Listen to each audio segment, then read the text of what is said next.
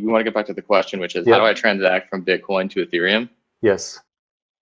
So what happens here is that by creating an L0 integration, like some of, like let's say at least one of like the ETH cluster and one of the Bitcoin cluster is also running an L0 standard process.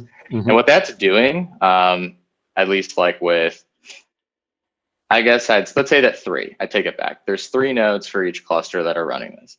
And then at any given time, what they're doing is basically just notarizing their value into a DAG block.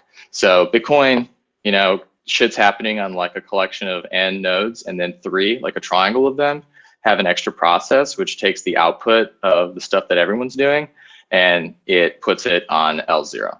And so those 3 nodes do host an intermediate, like I guess you could call it a wrapped token, but like I do want to just drive home that like the reason why we tokenize it is because the token's just a data structure. It's not like we're trying to create some weird thing. It's just an actual data structure.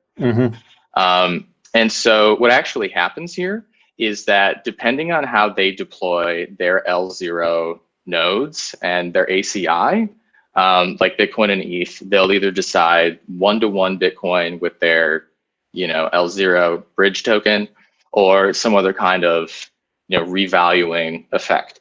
And then basically, yeah, so what somebody would want to do in this case is find, so let's see here. We're trying to actually create like an emission between these 2 different things. So what somebody actually does is they say, okay, like I propose to make a swap for DAG ETH at this pair.